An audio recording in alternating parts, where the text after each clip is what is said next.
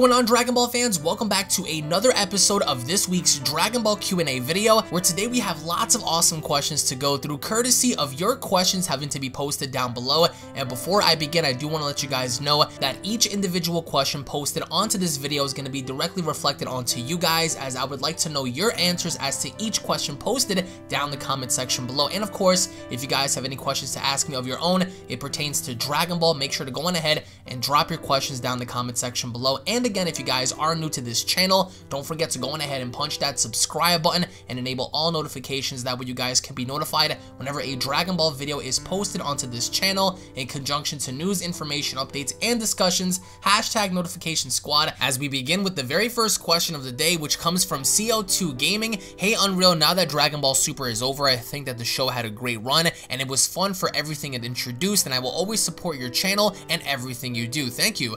But I have a few questions that I would like to ask you. Keep doing what you're doing, bro. Much love from Texas. Question 1, how do you personally feel about the Tournament of Power, and what were 3 things that you liked and disliked the most? Question 2, I know you've been doing Dragon Ball content long before Super, but what are some of your plans moving forward with Dragon Ball content? Question 3, do you believe we will ever see the return of Dragon Ball in the form of a series one day on television again? If you do, when will it be, and what do you think it would be like? Well, thank you so much for your question, CO2. I will say, to answer your first question, the Tournament of Power had so many things that were interesting about it. They had such interesting concepts. And for me as a fan, I can only speak for myself, there were certain things that I really did not like that really ended up bothering me as the show continued, and one of which I would have to say was the poor execution of Hit and Kefla. Now, seeing what Kefla went through, you're telling me that you couldn't place this character up against somebody else aside from Goku this entire time? You get what I'm saying? They could have introduced the concept of Kefla having to kick Goku's butt and then moving on to somebody else like per se Toppo or, you know, Vegeta, or maybe even Jiren. That would have been a very interesting showcase, and as well as Hit. Now, for Hit as a character, I really did gravitate towards him when he was first introduced during the Champa arc, and in this tournament, I just felt like he was heavily underutilized, in the idea that all he really had to go for was fighting Jiren, and that was it. And I felt like they could have done more with his character in having, once again, Hit have a rematch with Vegeta, Hit having to fight Goku one more time, Hit having to collide against Toppo, Hit having to collide against essentially anybody else but Jiren early on. And I felt like I understood the concept. They needed to get, you know, Jiren over as, you know, the irresistible force, the immovable object that was of Jiren, and the only way to do that is not only to put down Goku, but also put down Hit in the form of an elimination. So I really did not like the poor execution of certain characters. Those 2 characters were definitely one of them. I would also say Gohan. Gohan had such a poor utilization as well. I really don't recall Gohan fighting anybody aside from probably Dispo and Toppo that allowed him to stand out. He fought the Namekians in the form of a tag team, even 2-on-1, but then again, you have to ask yourself, was Gohan truly pushed in this tournament to where he was allowed to shine? You know what I'm saying?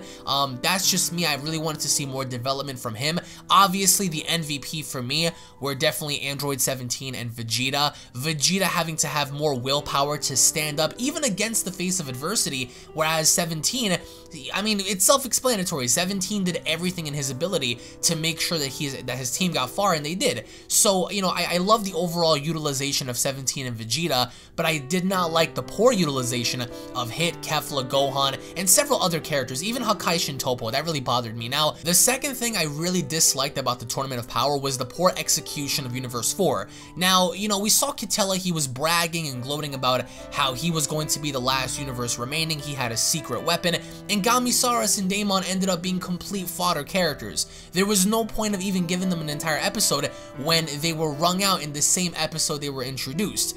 There was like this, you know, ominous feel that, okay, well, we're sensing fighters that we can't see, and they're somewhere present in the stage, and then finally we see their introduction and they get foddered by, you know, 17 and Piccolo and whatnot, and it was very underwhelming to see, because Kitella as a universe offered no substance. Roshi took out like about 4 of their guys. I mean, the rest of them were just complete trash. So it was very, very poor to see how Kitella was executed. So that was another. If I had to pick a final thing, one more concept that I did not like, it was the introduction of Ani Laza towards the end. I would have loved to see Ani Laza be introduced, you know, somewhat in the middle of the tournament as opposed to right by the end, because Ani Laza was proven to not only take on 5 god tier level characters, but also push them back to the point where 17 was required to crack that generator. So, you know, Ani Laza was, you know, he was great in terms of what he did, but again, poorly executed. Now, what I really did enjoy about this tournament was, I mean, there were lots of things involved, but I would have to say seeing Vegeta's final explosion, seeing Vegeta utilize the final explosion, seeing the way he fought Jiren before he ended up getting wrung out, it was mesmerizing to see his development, because he went through hell from episode 122 on forward against Jiren, against Toppo, and he managed to pull through, and I really did enjoy that. And aside from that, I really did enjoy the overall execution of Jiren. Now, not everyone's gonna like Jiren. They're gonna say, oh, well, his backstory was too generic and this and that, but you can relate to his story, and I made an explained video talking about this. You can relate to his story, and in terms of raw power, in terms of dominance, Jiren was easily one of the most dominant figures in this entire tournament. So I really enjoyed to see how Jiren fought not just Goku and Vegeta, but Goku, Vegeta, 17. He fought everybody he could at once, and it was really, really awesome to see that. You know, another concept that I would really say I enjoyed was the overall execution of FRIEZA, and that's because you really didn't know where he was going to come from, and I really enjoyed his development because you got to see firsthand as to how much he was able to develop as a warrior, being able to listen to Goku, to Gohan, to Vegeta, to helping out everybody in the tournament. So that was pretty cool to see. So, you know, there were certain pros and cons, but I might go on ahead and touch up on that in another video. So to answer your second question, what do I have planned on the channel? Well, in case you guys are new, you guys would know that from the inception of my channel, I've built my channel on gaming, on vlogs, on Dragon Ball. So, you know, despite Dragon Ball Super having to end, I'm still going to continue Dragon Ball content. I'm still going to provide you guys with discussions and what if scenarios, what if battles, Q&As, all that good jazz, because, you know, I've been doing this before Super. I've been doing this before it was the cool thing to do, and all these other YouTubers decided to do it. I've been doing this since the beginning, since 2012. So just because Super is over, I'm still going to continue no matter what, because there's so much, you know, other things you can talk about aside from just what happened in the Tournament of Power. You can recap some of the events of Super, talk about the movie, you know, even going back to GT, Dragon Ball Z, the games, so you guys can expect that on the channel. But in terms of moving forward, I am going to be providing you guys with, you know, classic throwbacks from Mugen. I might be doing some Let's Plays on Tenkaichi 2, definitely bringing you guys some mods. In terms of outside content, which is something that's different aside from Dragon Ball, I will be doing gaming content on the channel. In case you guys haven't been aware already, I've been doing Fortnite, I've been doing other Let's Plays and walkthroughs. So if you guys truly support me as a content creator, not just because I'm a Dragon Ball YouTuber or a Dragon Ball fan, then I would really appreciate you guys to check out some of the other things that I'm doing aside from Dragon Ball, because that just goes to show that you care about me as a creator and not about what I have to provide in terms of Dragon Ball substance. And I think that I speak on behalf of a lot of people that, you know, when people decide to do different things, you ought to support them, not just because of the stuff they do, but because of who they are. So I'm going to be bringing you guys more Q&A videos and whatnot. All you guys have to do is just follow me at Twitter, follow me on, you know, these social media platforms like, you know, Instagram and Snapchat, and I will let you guys know the entirety of what's going to be going down in the future. But I'm not going to stop doing Dragon Ball content for anything. I mean, it's something that I truly enjoy. I love Dragon Ball as a passionate fan, so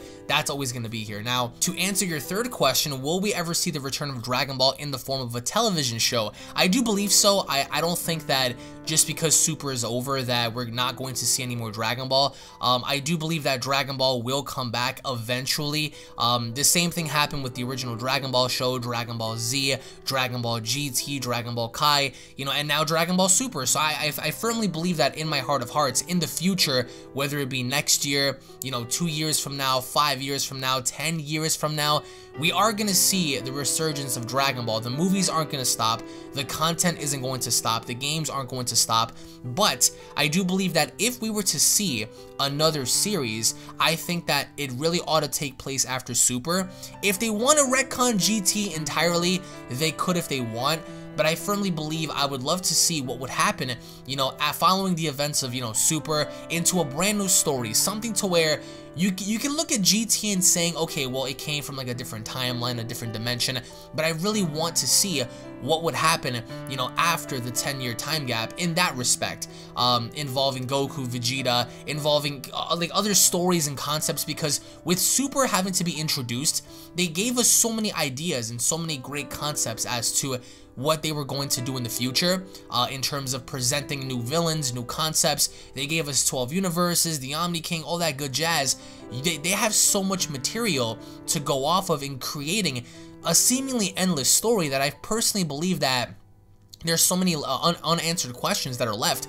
They can easily go into a new series and try to answer those, but the only problem is, I really hope that they fix the writers, because it's the writers that made it more difficult for the show to be that much more enjoyable for some people, just because there were things that made sense, there were things that were introduced that had no context, and then there were things that really didn't make any sense at all. So I really do hope that once they bring back the series, if they do in the future, they continue after Super, and they, you know, create a separate timeline to where, you know, GT isn't connected, but it follows the events of Super. So either way, CO2, thank you so much for your questions, and I really do hope you have a fantastic day, my friend. And now moving on to the next question, which is from I Am Napa, very original. Yo, Alex, I just joined your Discord server. I'm LexJJ88X. Noticed you were doing a Q&A soon, and I was hoping you'd see this and maybe answer this for me. Keep up the hard work. Thank you. I really do appreciate that, man. You were the first of your breed in the community, but yo, here are my questions. Damn right I was. Question 1, do you think it was stupid for Goku to master Ultra Instinct so quickly? Why or why not? Ooh, do I have a lot to say about that? Question 2,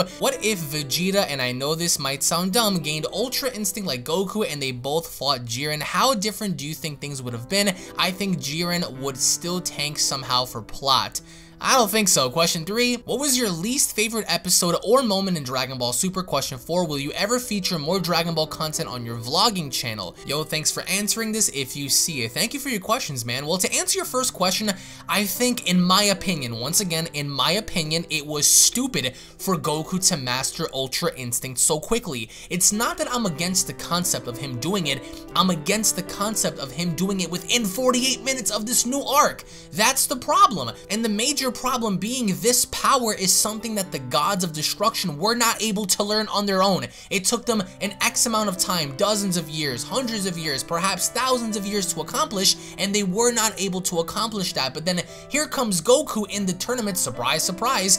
He comes in there, he gains Ultra Instinct, fine, no problem. But then he goes on to mastering that power. I mean, it's Goku. I understand that he had plot armor, heavy plot armor in the Tournament of Power arc. I did not have an issue with Ultra Instinct.